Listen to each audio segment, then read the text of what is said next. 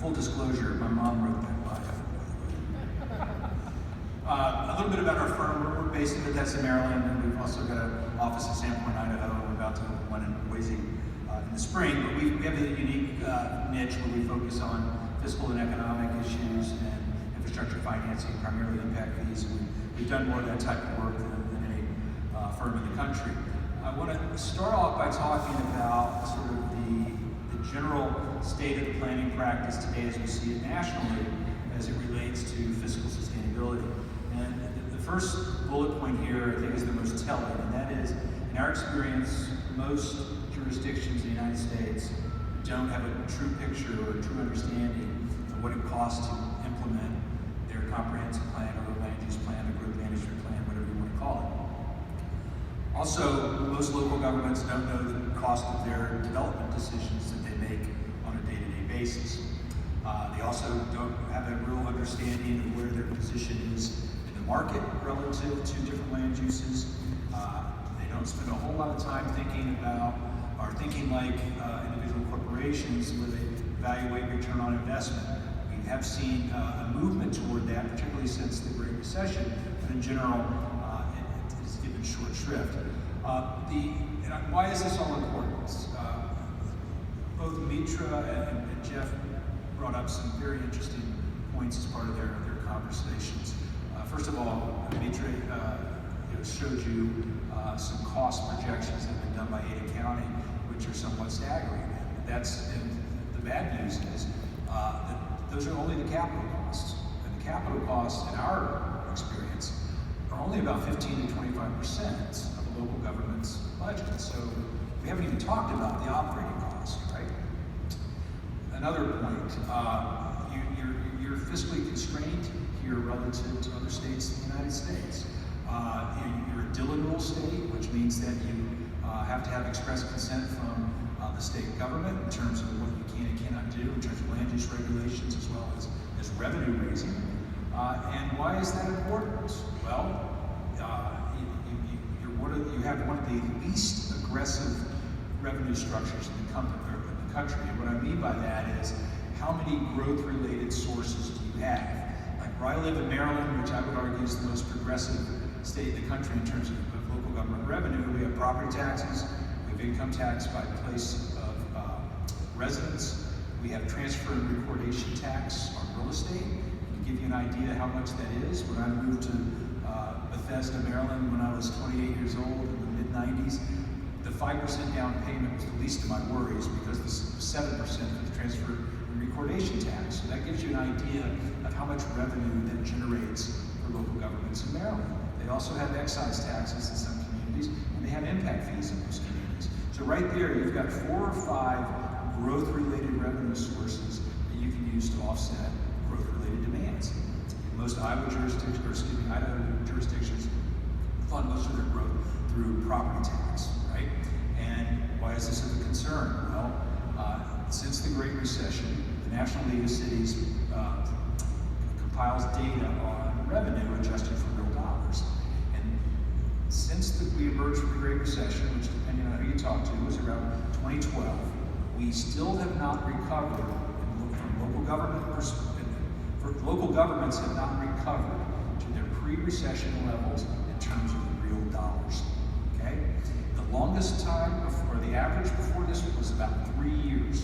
So we're now 7 years in, and we're still not up to pre-recession levels. So this should be disconcerting because we have limited abilities here in Ada County and in individual jurisdictions to raise revenue to pay for growth. That's going to be exacerbated, I would argue, in the future by the fact that you're such a popular destination for other folks to move to.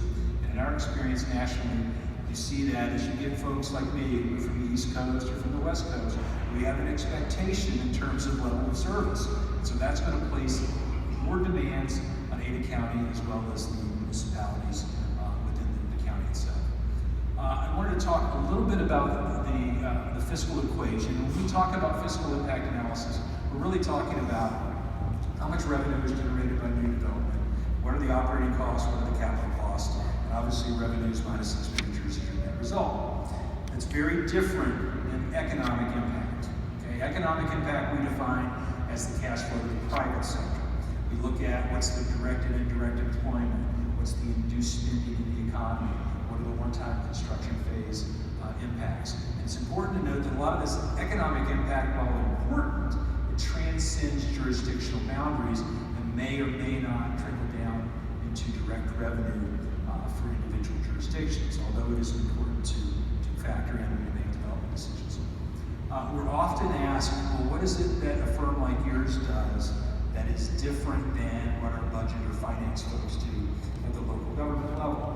There's really two distinct differences. One is your municipal or county budgeting effort is a revenue-constrained exercise. You are projecting revenues and then spending what you can afford to spend. And you're looking at trends to project certain revenues, and you're using state formulas for others. Fiscal analysis is just the opposite of that. It's not a fiscally constrained exercise. We're going to make an assumption, or we're going to determine through interviews with your departments and elected officials, etc., what the existing levels of service are in your community.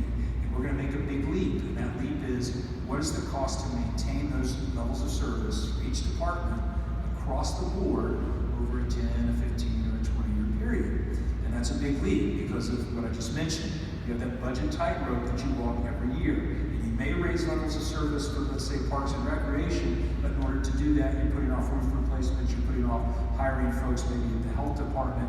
So you're basically spending what you can afford. Fiscal impact analysis is going to say, this is what it costs, let's see if the revenues are there. And if not, we're going to have to find ways to ameliorate those deficits, or we're going to have to accept lower levels of service, or we're going to have to find alternative sources, such as a local option sales tax, in order to fund these shortfalls. So what kind of questions can we answer with fiscal analysis? And there's a few that sort of the common ones we look at. We get hired a lot as part of larger planning teams, and we've worked with Michael Lauer and over the years as well as part of these teams where we look at, well, what is the fiscal sustainability or the fiscal impacts of different development patterns, relationship between infrastructure costs, densities, how does the geographic location of new development play into the cost structure, etc. We also do a lot of analysis relative to economic development incentives, and what's the best way to spend the money and maximize your return on investment. A big question a lot of local governments are asking relative to the point I made earlier about the declining revenues, keeping pace with growth since the recession, is this idea that a lot of Western communities that have local option sales taxes get into, particularly on construction materials, is they sort of live off tomorrow's growth. They get addicted to a revenue cycle that gives you this one-time revenue with each building permit that they then use to augment their operating budget rather than augment their capital budget, which is the more fiscally prudent idea. And finally, we do a lot of work related to annexation. Now, some of the things that we're doing more work around recently is looking at the fiscal impacts of different lifestyle changes, different behavioral patterns, etc. For instance, up until 2 years ago, it had been about 10 years since I've been in Boise, and I was amazed at the changes, particularly downtown. And I think if we're all honest with ourselves, 15 years ago, we would have never guessed that empty nesters would want to live in the same places that millennials want to live in many communities. That's a demographic trend, and it has consequences relative to the fiscal equation in terms of transportation, spending habits, the way we provide services if our demographic gets older, and we age in place over time versus a high turnover of residents within the community. Next, I'd like to sort of talk to you about some of the drivers of fiscal impact analysis and show you some examples from nationally, and not dive too much into the detail. But I would like a show of hands, and since I am an economist, I'm not a planner, I don't have a fancy gadget to punch in our survey codes in, so I'm just going to ask for a show of hands. How many folks in the room think these two bullet points are true? The first is that non-residential doesn't pay for, residential development doesn't pay for itself, and non-residential always pays for itself. How many folks think that's true? Okay. How many think it's not true? You guys are the ones that are right, and we're going to show you why. So there are many drivers in the fiscal equation. The primary one is the revenue structure, and that consists of two factors. One, what are your growth-related revenue sources? I gave you the comparison between Maryland and Idaho. But more importantly, what are the those distribution formulas, particularly as it relates to states that allow sales tax. For instance, there's states like Florida where sales tax goes to the state and is distributed based on population. But then they also have the option to adopt a local option sales tax that stays in the jurisdiction. A lot of western states we work in, like Utah, Colorado, New Mexico, Arizona, the local governments, particularly the cities and towns, their primary source of revenue is sales tax, and it's by place of where the site is based on the point of sale. So that can change the fiscal equation dramatically. Other things that determine the impacts are the characteristics of new development. I touched on that, with sort of the lifestyle choices and things like that. But also in the demographics in terms of persons per household, vehicle trip rates, employment densities for non-residential development, pupil generation rates relative to the school district, the levels of service that you've chosen to fund in your community also is a huge determinant in the fiscal equation. And finally, what your existing infrastructure capacity is, which is very, very tied to where you are in your evolution as a community. Are you a newly emerging greenfield suburb? Are you an older central city like Minneapolis, St. Paul? Are you an older suburb that's now starting to have redevelopment? All of that plays into what your infrastructure costs are. Now I'm going to show you some examples from around the country that may start to get you thinking for our conversations that we have afterwards. But this shows you, the impact of retail versus office versus industrial in Arizona, where again, point of sale sales tax is the primary revenue source. So you can see from a fiscal perspective, you can see why communities in Arizona are fighting each other for retail, okay? Because of the huge surpluses. But you take those same general uses, and let's assume they're in Ohio, you get a very different fiscal picture because the city and town revenue source is primarily based on income tax. It's not income tax by place of residence, like in Maryland, it's by place of employment, okay? So everybody's competing for jobs and economic development. And you can see here the results are completely different. It's all due to the revenue structure. Retail, has lower wage employment, generates deficits on a per 1,000 square foot basis, primarily due to transportation impacts and public safety impacts, whereas office and industrial generates significant surpluses per 1,000 square feet. This, I think, is a cautionary tale of how we treat or view single-family housing. This is from Sarasota County, Florida, and you can see here, I'm going to focus on Bel Air Estates, Greenfield, and Summerwood, but all three of those subdivisions are single-family uses. And you can see here, in one instance, they generate surpluses, and the other two, they don't. But there's reasons for that. Okay? Bel Air Estates is empty nester, large lot, McMansion type development, and they generated absolutely 0 children to Sarasota County Public Schools. Whereas the other two single-family subdivisions are more modest and sort of mid-level priced subdivisions with a tremendous amount of school children, lower assessed values. And so we just can't make these blanket statements about different land uses because there's so many variables involved. Now I want to share with you a few studies from around the country. Again, hopefully we'll get you start thinking about these things and sort of tee up Michael Lauer for some of his discussion.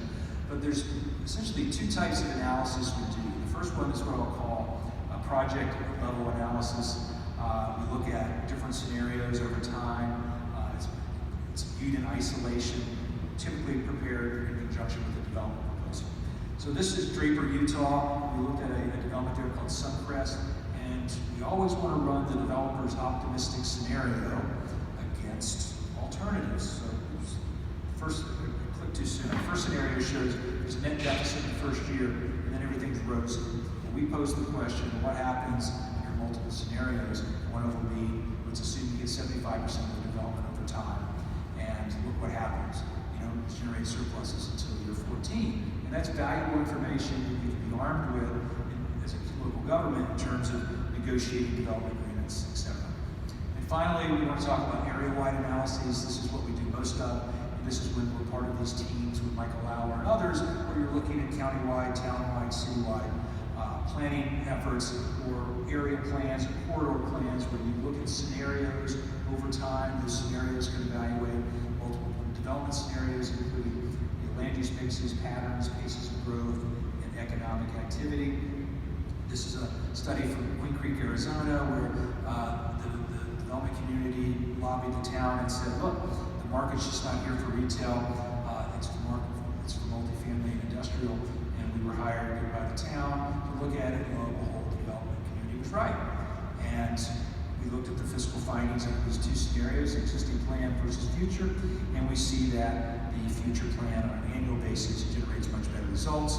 This shows it differently, but if you stuck with the current trends, it's basically a break-even proposition where if you go with the future plan, which entertains motions for land use changes, then you get more revenue than you do to the cost, and it's a fiscally sustainable pattern. And finally, relative to Ada County, I wanted to show you this map from Hillsborough County, Florida. But the idea here is to show you how diverse a county this large can be in terms of the different factors that would be part of a fiscal analysis, where you have a central city, Boise. Hillsborough County has a central city, Tampa. They also have suburbs like Plant City. You have suburbs. All of these, you can't treat a single family house in Boise the same way you do in Meridian or Eagle or some other community, or in the unincorporated county, the same with retail, the same with office. So this allows you to tailor the inputs into the model, which results in more credible analysis. And one party thought I wanted to leave you with is that I get accused a lot of being anti-development, and that's not the case at all. Developers are not to blame whether their projects pay for themselves or not. It's entirely dependent on the revenue structure in that state. And secondly, when was the last time your jurisdiction raised the property tax rate, right? Or the sales tax rate, or whatever. There are all sorts of factors that go into this. Every community has contributors and recipients, meaning land uses that pay for themselves, land uses that don't. Again, they vary by state and by revenue structure. It's important that we as a community understand those relationships, understand our place in the marketplace, our position in the marketplace, and craft a land use plan that makes the whole sustainable or fiscally sustainable, recognizing that we have to make up for certain deficits that we're going to have with other uses that do generate surpluses. So with that,